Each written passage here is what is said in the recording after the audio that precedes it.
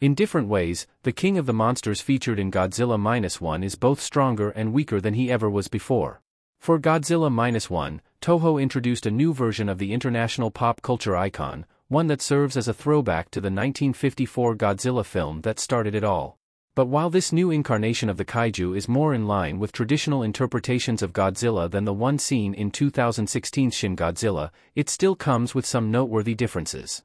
In fact, Godzilla -1 made several changes to Godzilla. Some of these even extend to his power level. Based on how he's seen in the eyes of Godzilla -1's human cast, it's easy to regard this Godzilla as a true force to be reckoned with, like he's meant to be. But while that's not an incorrect assessment of his strength, it's important to note that in spite of surpassing every version of Godzilla in one key area, he's also inferior to them as well. Godzilla is physically weaker than all his Toho counterparts. Godzilla is easier to hurt than other versions. Though his menacing and forbidding visage may indicate otherwise, -1's Godzilla is at the bottom of the chart when it comes to physical, raw power.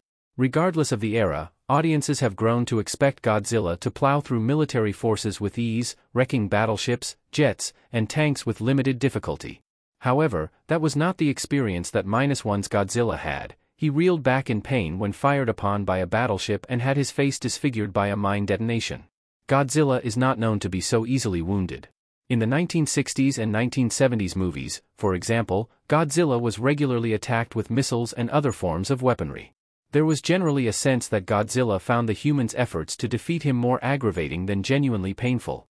That's in stark contrast to what happens in Godzilla -1, where the battleship's missiles presented a clear and present threat to him, hence why he destroyed it so quickly.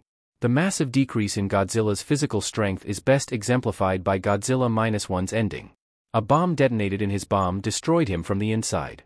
While the plan wasn't treated as something simple or easy to pull off, it shouldn't be forgotten that it was executed without the government's help. In other movies where Godzilla loses to the humans, it takes much greater resources to pull off his defeat, with the most notable example of that being the invention of the oxygen destroyer weapon in the 1954 film. -1's Godzilla has the strongest version of atomic breath. Godzilla's new atomic breath is like a nuclear bomb. Godzilla's atomic breath causes an explosion in Godzilla -1. Making up for his reduced durability and power in Godzilla -1 is his atomic breath. When Godzilla unleashes it for the first time in the movie, it comes across as a tragic reminder of his roots, as it shares the functionality of an atomic bomb. All Toho versions of Godzilla employ a blast comprised of radioactive energy, but the atomic bomb connection has never been so overt. After all, Godzilla's atomic breath doesn't have a reputation for wiping out cities in a single use. It's extremely potent, but considerably more concentrated. Admittedly, Godzilla's new atomic breath does come with a catch: it has to be recharged, meaning he's extremely limited on how often he can use it in combat. That could be of great consequence to him if he misses, as evidenced by the finale of Godzilla -1, but the payoff will be significant if the blast connects. While Godzilla can kill other monsters with his atomic breath, several have been seen withstanding multiple blasts before finally falling. It's hard to imagine a kaiju remaining standing if they take a hit from Godzilla's atomic breath in -1. With his new atomic breath, Godzilla would be in a position to defeat multiple monster opponents at once, which is a task that other iterations of Godzilla usually struggle with. This aspect of the ability naturally gives him a massive advantage, and one that could pave the way for Godzilla to pull off some fast, easy wins. But as noted above, the weakness that it has can be very detrimental to any winning strategy.